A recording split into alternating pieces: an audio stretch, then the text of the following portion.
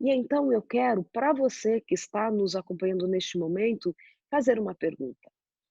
Qual foi o maior aprendizado que você teve e que você está tendo?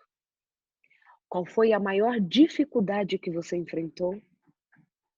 Em que você foi útil para ser o suporte emocional para outras pessoas? Sabe, queridos, as crises elas existem para que todos nós tenhamos a oportunidade de nos conhecermos e também nos tornarmos pessoas melhores. Digo isso não com um olhar romantista, né, um olhar romântico, mas eu digo isso como, de fato, uma possibilidade que temos como seres humanos. Eu lembro que quando ainda fazia a graduação em psicologia, tive uma aula que me marcou muito, porque talvez por ser muito nova na época, eu nunca havia pensado que as crises são as oportunidades para o ser humano se tornar alguém melhor e mais forte, mas que também tem a possibilidade de desenvolver em nós um egoísmo jamais conhecido. Então eu digo para você que o que nós conhecemos como psicologia é que a crise é a oportunidade de nos tornarmos alguém diferente. E existe em nós a possibilidade de nos tornarmos melhores, mas também piores.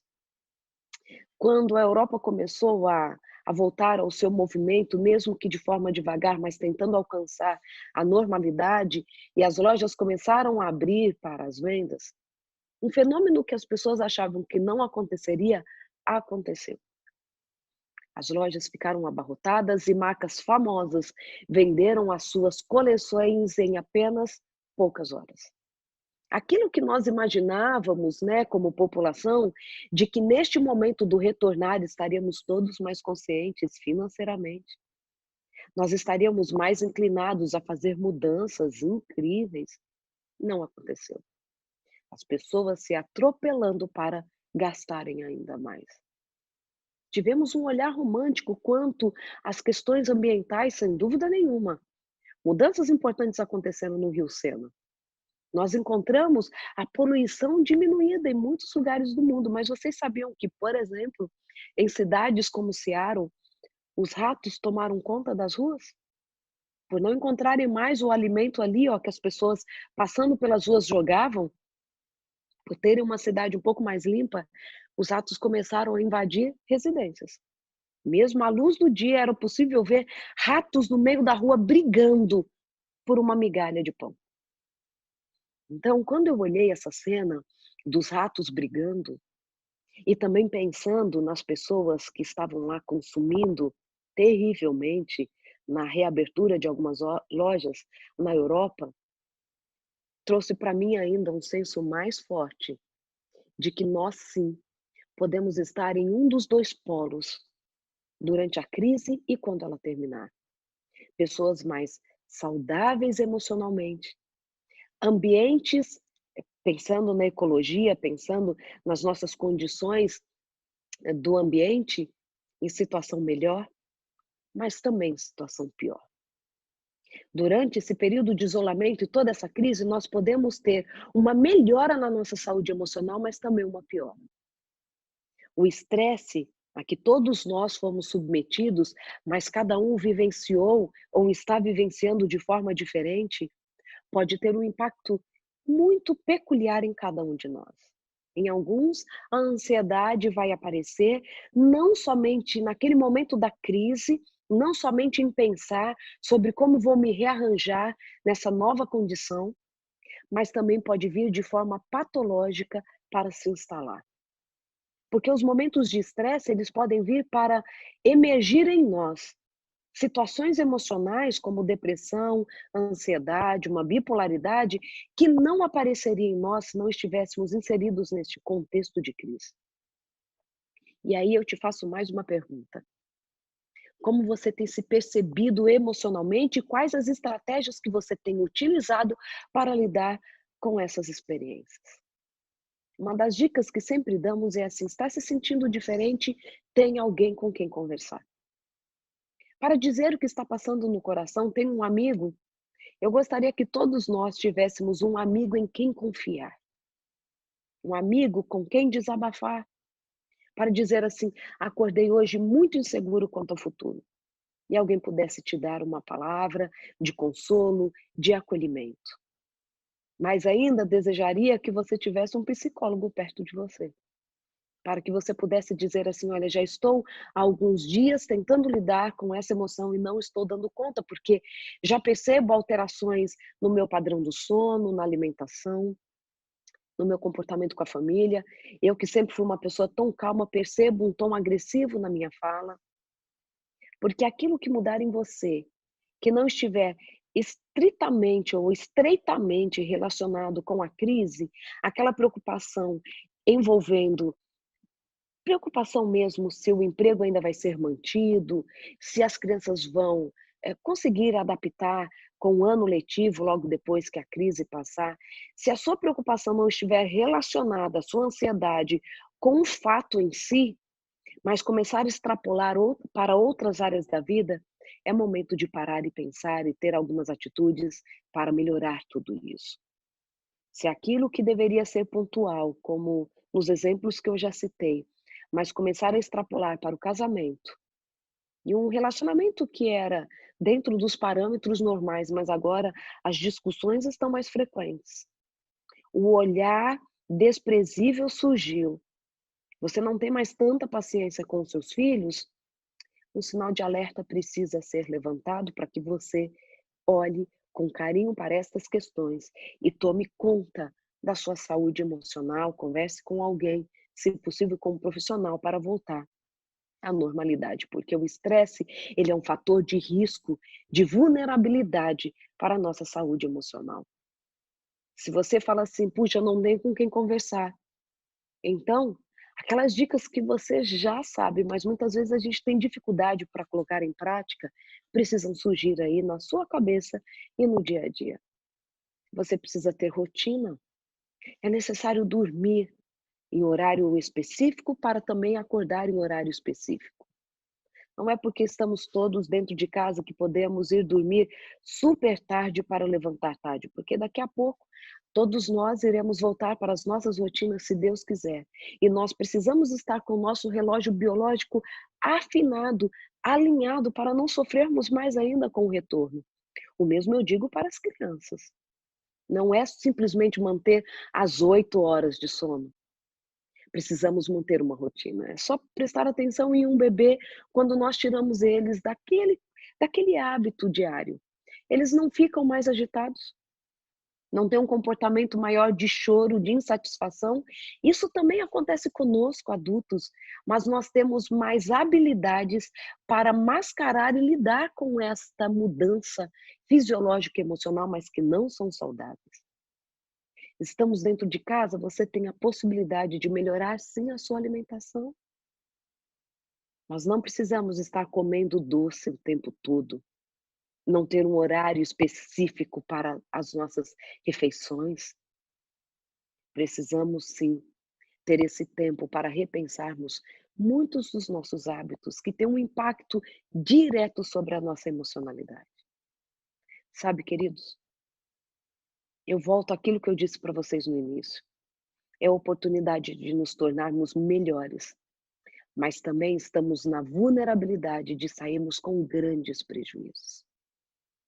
E também ainda temos que pensar com aqueles prejuízos que alguns de nós já estão enfrentando ou enfrentarão, e eu preciso falar sobre isso. A perda de alguém querido. Eu sei de famílias, de uma família conhecida da minha irmã, que já perderam 3 membros da família para o coronavírus.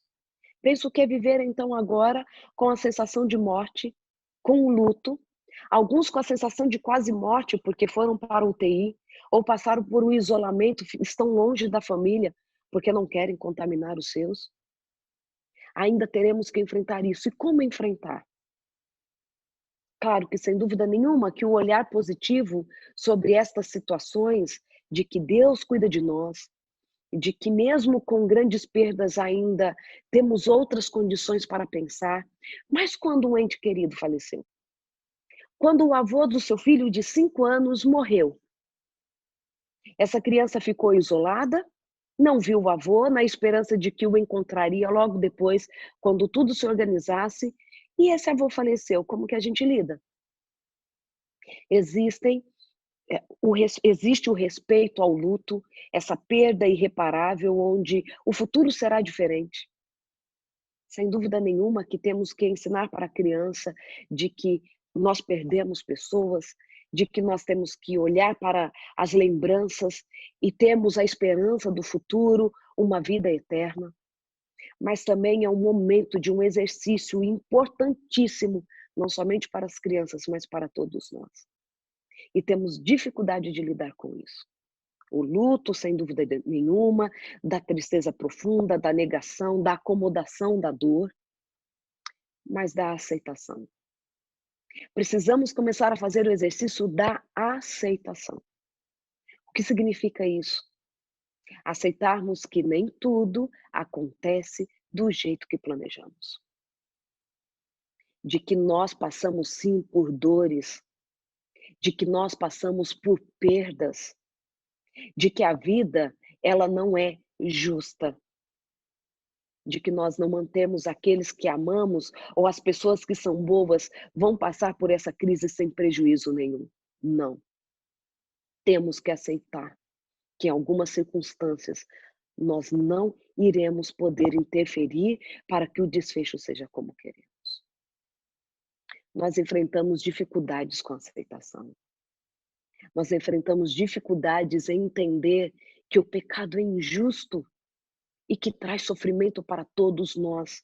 O que precisamos fazer é não ficar assim, puxa, e se fosse diferente? Puxa, e se ele tivesse sido atendido antes? Sem dúvida nenhuma que durante o luto nós vamos lidar com isso sim, tentando criar estratégias para tentar resolver mesmo que mentalmente aquela circunstância. Mas nós temos que aceitar que algumas circunstâncias nós não iremos mudar. Então, por favor, coloquem dentro do coração dos filhos de vocês e do coração de vocês que nem tudo vai acontecer conforme planejamos. Sabe, quando tudo passar, nós teremos sim que aceitar que talvez para alguns de nós a condição profissional mudou. Sim, quando tudo passar, talvez você não vai conseguir dar aquela festa para o seu filho. Ou talvez o aniversário do seu filho foi durante este tempo de crise e aquela festa que havia sido planejada teve que mudar. E precisamos aprender a nos reorganizarmos emocionalmente também, para não estarmos na condição de pessoas que não sabem lidar com mudanças, com rearranjo emocional, com rearranjo do dia a dia. Para aqueles que já enfrentam um transtorno emocional, seja uma ansiedade, seja uma depressão, não descuide do seu tratamento, aquele que o médico indicou para você. Sabe por quê? Porque quando eu penso que um isolamento social, por exemplo, traz para alguém que já tinha depressão e que um dos sintomas era o isolamento social, esse momento onde talvez o terapeuta dizia para ele assim, né, o psicoterapeuta, você precisa sair de casa, você precisa estar com as pessoas. E agora está acontecendo o oposto daquilo que foi recomendado para que o tratamento acontecesse. Imagina então essa pessoa dentro do seu conforto, entendam isso, dos seus sintomas. Você que está vivendo isso, por favor, escute o seu psicoterapeuta, ligue para ele e saia dessa condição. Não fique isolado socialmente, mesmo que não consiga sair de casa, fale com as pessoas. Você que convive com alguém, tem alguém da família que você sabe que tem depressão, por favor, não descuide dessa pessoa. Ligue, converse com ela, mesmo que ela não queira falar com você por vídeo, faça uma chamada de áudio, porque isso é extremamente importante. Pensa alguém então que tem um toque e o toque dela é lavar as mãos. E agora nesse momento que tudo que a gente toca tem que lavar as mãos. Pensem que o quadro pode ser exacerbado.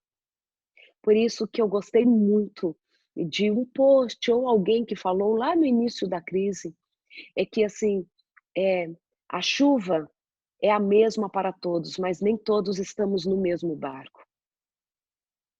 E é nesse contexto que eu digo que cada um de nós precisa cuidar daquilo que sabe que precisa cuidar em si. E cada um de nós precisa cuidar do outro, que está sob o nosso olhar, sob o nosso cuidado, na nossa família, para sermos o suporte. Uma palavra que tem surgido muito nessa época de crise, e que disseram que vai ser a palavra, né, depois que tudo passar também, é a empatia. E aqueles que me conhecem sabem que há muito tempo eu gosto de falar sobre empatia. Empatia é colocar-se no lugar do outro. Você está se colocando no lugar do outro. E não estou falando da sua mãe querida que você precisa dar suporte. Estou falando talvez do seu chefe, do dono da empresa, que não sabe o que fazer para lidar com tanta demanda. Ele precisa talvez diminuir salários, ele não sabe como lidar com as demissões que estão aí, são urgentes.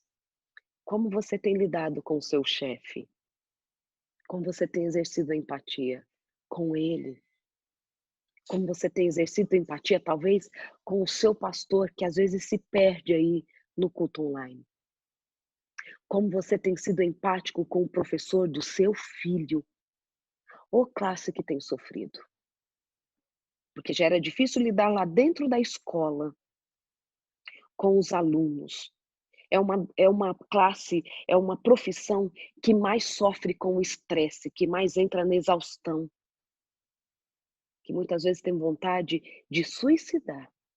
Eu falo porque eu convivo muito com professores. E agora eles não estão só com a sua classe, ali na aula online. Eles estão tendo que lidar com a questão tecnológica. E eles ainda estão tendo esses pais dentro da sala de aula. Um desafio a mais, como você tem lidado e como você tem sido suporte para esse professor do seu filho. Vamos trazer empatia a mais para o nosso dia a dia e sair do discurso, do social. Eu preciso ser empático com meu vizinho. Eu preciso ser empático quando eu passar na rua, cumprimentar a moça da loja, começar a comprar mais dos pequenos negócios. Tudo isso é válido. Mas como eu tenho exercido empatia com aqueles que estão me afetando diretamente, o professor do meu filho, o pastor da minha igreja, o meu patrão. Sabe? Eu gosto de extrapolar a ideia para uma empatia comigo mesma. Eu sei que empatia é como eu me colocar no lugar do outro. Como você tem sido generoso com você mesmo? Nós não vamos dar conta de tudo. A gente às vezes tem a ideia de resiliência, que é a ideia assim: "Olha, já chego com a condição de enfrentar tudo e sair da melhor maneira possível, dando conta de tudo". Eu gosto de pensar que resiliência é algo que desenvolvemos durante a crise, durante a situação. Claro que a gente já vem com experiências de enfrentamento, mas muitas peculiaridades aprenderemos durante o processo. Durante o processo, que vai nos tornar um pouco melhores para outras situações parecidas. Mas nós não entramos nessa situação prontos. Todos nós fomos e estamos sendo impactados. Mas a ideia de que nós sairemos disso tudo ainda melhores precisa ocupar o nosso coração. E o sair melhores não significa que enfrentamos tudo e tiramos de letra. Significa que sofremos, mas sobrevivemos. Tivemos que enfrentar muitas coisas diferentes, mas mesmo com perdas, com prejuízos emocionais, nós saímos mais fortes. Você não precisa sair dessa situação com a sensação assim: "Não, não sofri. Puxa vida, eu estou muito bem emocionalmente, porque dei conta de tudo". Não, não fiquei preocupado quanto ao meu futuro. Não é isso. Isso não é verdade.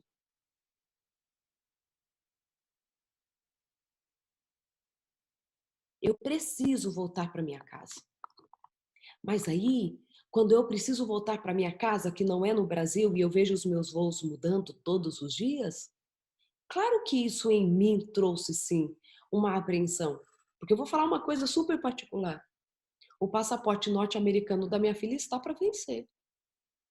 Imagina, eu vim em março, voltaria tão rapidamente para casa e não voltei. Então agora eu tenho mais um problema para lidar. E sem dúvidas nenhuma que eu já pensei hoje, preciso resolver esse problema. Então, todos nós estamos enfrentando sim dificuldades, todos nós. Mas é possível, principalmente em nome de Jesus, lidarmos com tudo isso e sairmos mais do que vitoriosos. Queridos, Jesus é conosco. E se tem algo que também os cientistas da superação têm dito, é que nós somos capazes de enfrentar melhor as nossas crises se nós temos fé. A espiritualidade, a religiosidade é importantíssima para que nós superemos as adversidades. E isso não é só fala minha, mas é a fala de muitos especialistas. Sabe por quê? Porque a fé em Cristo Jesus, a esperança do retorno que Ele já nos prometeu, nos garantiu, vai fazer com que nós tenhamos ainda melhores condições de enfrentarmos tudo isso. Não deixe de fazer o culto com a sua família. Não deixem de falar que Jesus é aquele que nos sustenta, mesmo diante de perdas. Aproveitem para manter firme a fé da sua casa, porque a fé é um suporte emocional importante para você e para a sua casa. Reúna os seus, deixe que eles falem das suas angústias, deixe que eles falem para você o que eles estão sentindo. Sim, não é bobagem quando o seu filho fala assim: estou muito triste, porque seria a festinha do aniversário do meu amigo na escola. Isso não é bobagem, é o sofrimento dele. E ele precisa falar isso no momento de família. E aí você pode dizer para ele o que Jesus fazia nos momentos de tristeza. Que ele conversava com os seus, que ele orava, que ele pedia para o Pai auxílio. Não perca a oportunidade de desenvolver uma intimidade espiritual com a sua família, para que vocês tenham maior suporte emocional diante das adversidades. Sabe, eu desejo a vocês felicidade. E felicidade é também saber ficar triste. Ser feliz também é saber ficar triste. É saber dosar preocupação com esperança. Felicidade é bem-estar. É mesmo estando aí envolvido em tantas perdas, em tantas apreensões, saber fortalecer aquilo que está bom, para que isto seja suporte para enfrentarmos aquilo que não está acontecendo conforme o nosso desejo. Desejo a você, Jesus, porque Ele é a nossa fonte de felicidade. Ele é o suporte, Ele é o amigo mais querido. Ele é aquele que entende aquilo que está dentro do coração do chefe de família que não sabe como vai sustentar a sua casa. Ele é o pão da vida. Ele é a luz do mundo.